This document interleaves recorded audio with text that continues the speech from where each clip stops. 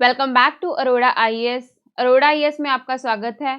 For latest update और इन lectures की PDFs के लिए आप हमें टेलीग्राम पे फॉलो कर सकते हैं और on our website that is www.arodaies.com। और इन बुक्स को परचेज करने के लिए you can check it on Flipkart and Amazon. और अगर आप पीजीबी बैच ज्वाइन करना चाहते हैं then you can contact on these numbers. So start करते हैं आज हमारा next chapter that is centre state relation.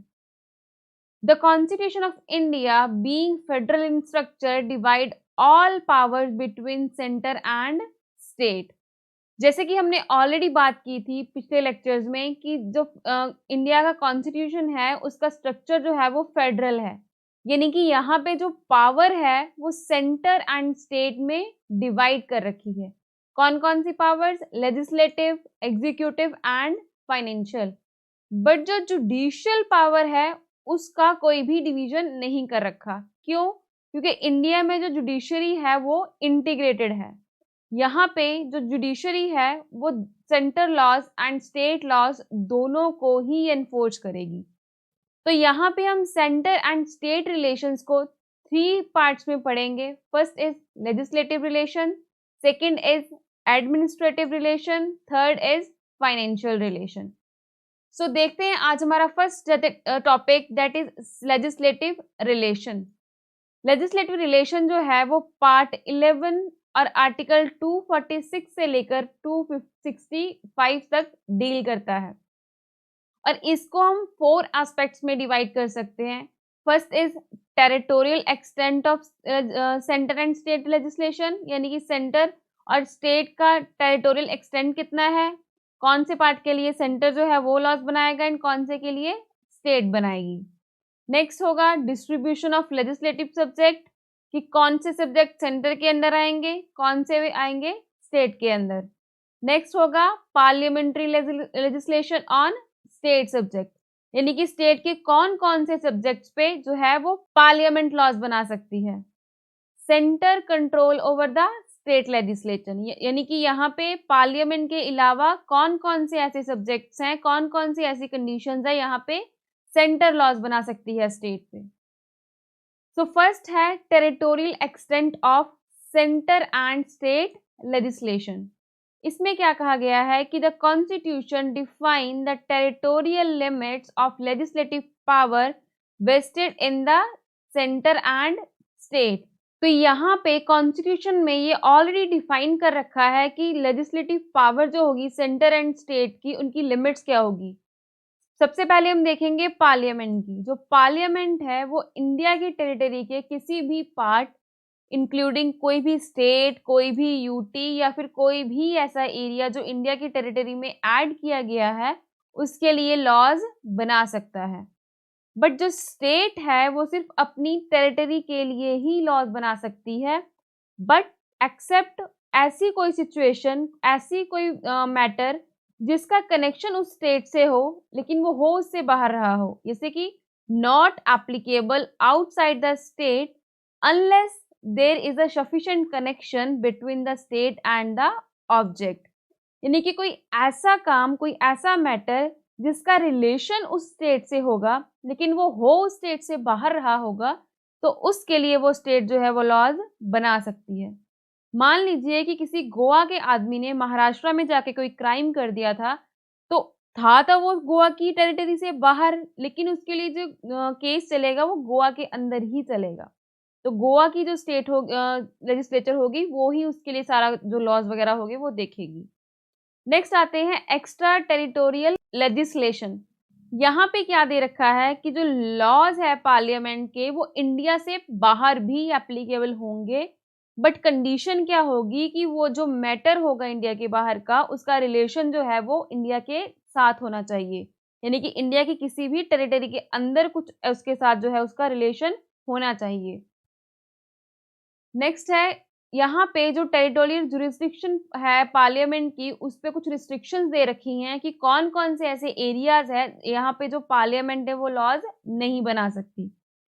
First आता है कि president can make regulations for peace, progress and good governance of the Andaman Nicobar, Lakshadweep, Dadra and Nagar Haveli, Daman and Diu, यानी कि इनके लिए जो प्रेसिडेंट है वो रेगुलेशंस बना सकता है वहाँ वहाँ के पीस के लिए, प्रोग्रेस के लिए और अच्छी गवर्नमेंट के लिए। और जो वो रेगुलेशंस होंगे वो उनका अफेक्ट जो होगा सेम होगा जैसे पार्लियामेंट की एक्ट्स का होता है, और उसको it can repeal or amend an act of the parliament. वो जो प्रेसिडेंट रेगुलेशन बनाएगा वो पार्लियामेंट के किसी भी एक्ट को रिपील और अमेंड कर सकता है। सेकंड कहाँ पे है, जो गवर्नर है can declare that the act of parliament is not applicable in the schedule area of a state.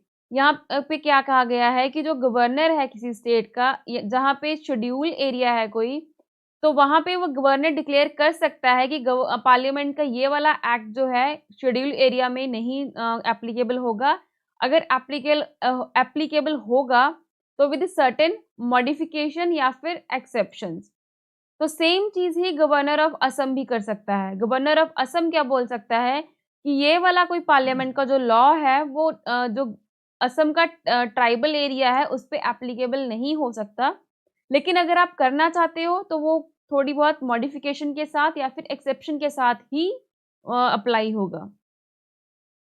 Next आता है हमारा डिस्ट्रीब्यूशन ऑफ लेजिस्लेटिव सब्जेक्ट्स, कि कैसे-कैसे कौन-कौन से सब्जेक्ट्स जो हैं वो सेंटर के पास है, कौन से सब्जेक्ट जो हैं वो स्टेट के पास है। तो यहाँ पे जो है थ्री फोल्ड डिस्ट्रीब्यूशन कर रखी है लेजिस्लेटिव सब्जेक्ट्स की। फर्स्ट है लिस्ट 1, जिसको वो कहते हैं हम यूनियन लिस्ट, और यूनियन लिस्ट की जो सारी पावर्स है उस पे लॉज बनाने की वो पार्लियामेंट के पास है। और इस टाइम में प्रेजेंट में 98 सब्जेक्ट्स दे रखे हैं इस लिस्ट में, और ओरिजिनली जो थे इस सब्जेक्ट में इसमें 97 सब्जेक्ट्स थे। और ये कौन-कौन से मैटर होंगे जो यूनियन लिस्ट के अंदर आएँगे जिन पे पार्लियामेंट लॉज बनाएगी, जो नेशनल इम्पोर्टेंस रखते हों या फिर ऐसे matters which require uniformity of legislation nation wide, यानी कि ऐसे मैटर्स जिन पे नेशन वाइड ही यूनिफॉर्मिटी चाहिए कि पूरे नेशन के लिए सेम लॉ चाहिए होगा, सो दैट पूरी हर स्टेट में यूनिफॉर्मिटी बनी रहे। तो सेकंड आती है list 2, that is state list.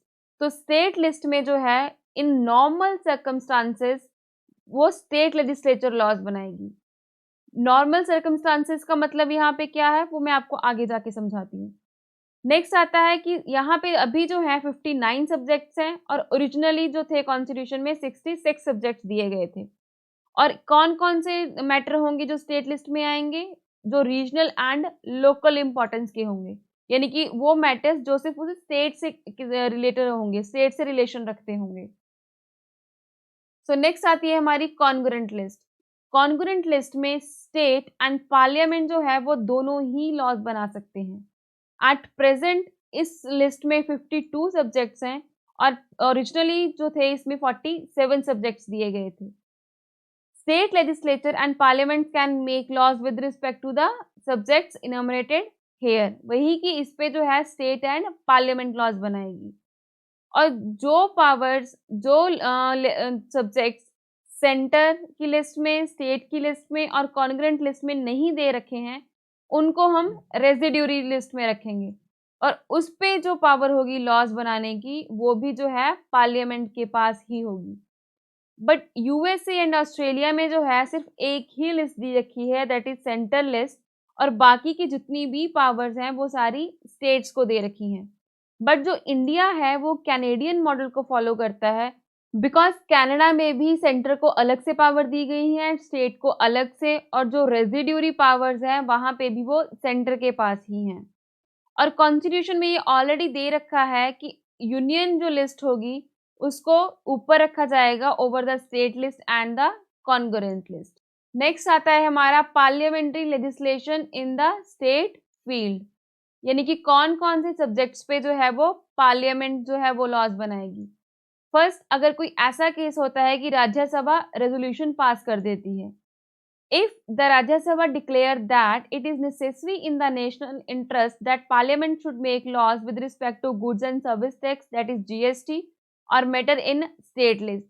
अगर मान लीजिए कि राज्यसभा ने ये रेजोल्यूशन पास कर दिया कि नेशनल इंटरेस्ट के लिए पार्लियामेंट को इन जो सब्जेक्ट्स पे लॉज बनाने होंगे जो स्टेट लिस्ट से लिए गए होंगे, तो वहाँ पे जो है पार्लियामेंट लॉज बना सकती है। बट उस रेजोल्यूशन को पास करने के लिए हमें 2/3 सपोर्ट चाहिए होगा मेंबर्स का, जितने प्रेजेंट एंड वोटिंग करेंगे।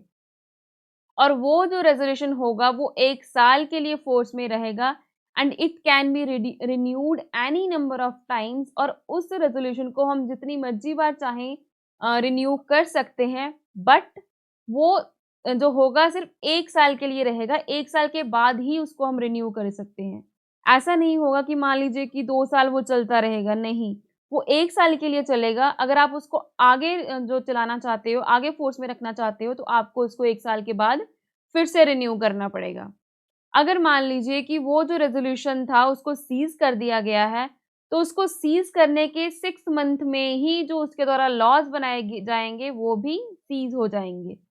Laws cease to be have effect 6 month after the resolution has ceased to be in force। जैसे ही वो रेज़ोल्यूशन सीज़ होगा, उसके 6 मंथ के अंदर-अंदर ही वो लॉज़ भी सीज़ हो जाएँगे। और उस टाइम पे जो स्टेट है वो लॉज वगैरह बना सकती है उन सेफ सब्जेक्ट्स पे। बट अगर कॉन्फ्लिक्ट होता है तो उसमें जो सेंटर द्वारा बनाए हुए लॉज जो होंगे उनको माना जाएगा, उनको प्रिवेल किया जाएगा। नेक्स्ट क्या कंडीशन आती है, during the national emergency. National emergency के टाइम पे जो सारी पावर होती है वो पार्लियामेंट के हाथ में चली जाती है। It is parliament get the power to legislate on the state list.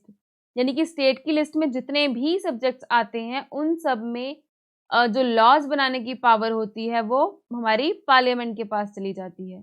और वो जो लॉज होंगे वो सिर्फ 6 मंथ तक ही वैलिड रहेंगे after the end of emergency. यानी कि जैसे ही इमरजेंसी खत्म होगी तो उसके 6 मंथ के अंदर-अंदर ही वो लॉज भी इनवैलिड हो जाएंगे। एंड स्टेट यहाँ पे भी जो है वो लॉज अपने बना सकती है, बट अगर कोई कॉन्फ्लिक्ट होता है स्टेट एंड सेंटर में तो वहाँ पे जो है सेंटर लॉज को ही प्रिवेल किया जाएगा, यानी कि सेंटर के लॉज को ही माना जाएगा। तो नेक्स्ट आता है when state make a request, यानी कि ऐसा टाइम यहाँ पे जो स्टेट्स खुद जाके ही पार्लियामेंट को बोल दे कि हाँ जी आप हमारे इन मैटर्स पे लॉज बनाइए। तो वो एक स्टेट नहीं कर सकती ऐसा, वहाँ पे 2 या फिर 2 से ज़्यादा स्टेट्स होनी चाहिए। यानी कि legislature of 2 or more states can pass a resolution requesting the parliament to enact laws on a matter in a state list. यानी कि अगर ये 2 या फिर 2 से ज़्यादा स्टेट्स पार्लियामेंट को जाके ये रिक्वेस्ट करें कि आप हमारे इन मैटर्स पे जो है वो लेजिस्लेट कीजिए, तो वहाँ पे जो है वो पार्लियामेंट लॉज बनाएगी। Such a laws will only apply to the state which request the laws in the first place. यानी कि यहाँ पे जो है ये लॉ सिर्फ उन्हीं स्टेट्स पे अप्लाई होंगे जिन्होंने जाके पार्लियामेंट को ये रिक्वेस्ट की होगी। और ये लॉ एप्लीकेबल होने के बाद जो बाकी की स्टेट्स हैं वो चाहें तो वो इनको अडॉप्ट कर सकती हैं। और ऐसे जो लॉज होंगे कैन बी अमेंडेड और repealed only by the parliament. और इन लॉज को बनाने के बाद इन लॉज को जो सिर्फ पार्लियामेंट ही अमेंड या फिर रिपील कर सकती है। And the state legislature does not have power over the relevant subject any more. और उसके बाद उस सब्जेक्ट पे स्टेट लेजिस्लेचर की कोई भी पावर जो है वो नहीं रहेगी। तो अब तक ऐसे कौन से सब्जेक्ट्स पे हो चुका है, फर्स्ट था transplantation of human organ act 1994, wild life protection act 1972 and water prevention and control of pollution act 1974, urban land act 1976।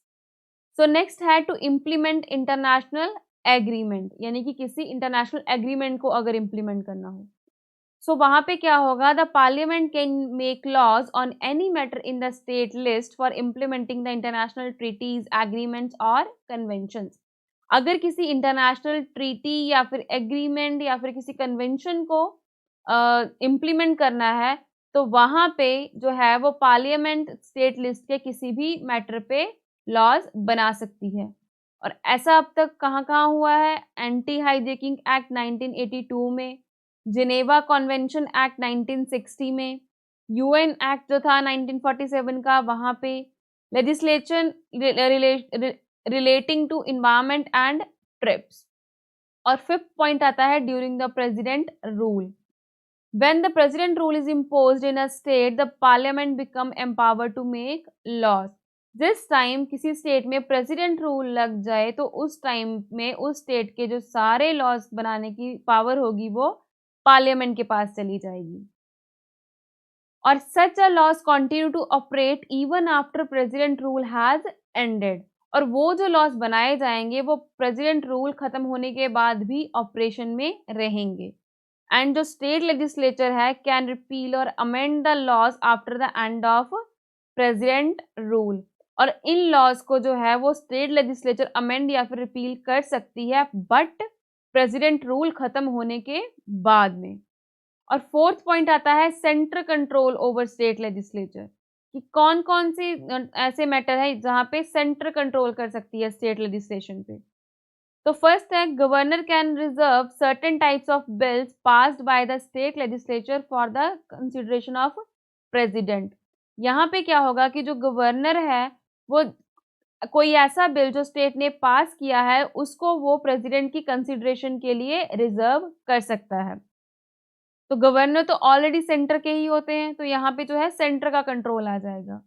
And bills on certain matters enumerated in the state list can be introduced in the state legislature only with previous sanction of the president.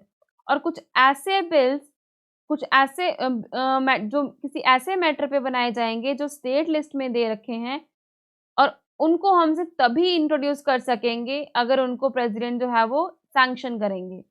First यानी example क्या होंगी इसकी, bills imposing on the restriction of freedom of trade and commerce. यानी कि अगर हमें एक bill pass करना है, रिस्ट्रिक्शंस लगानी है freedom of trade and commerce पे, तो उसके लिए हमें पहले प्रेसिडेंट की सैंक्शन चाहिए होगी, तो अभी हम उसको बिल को पास करवा पाएंगे.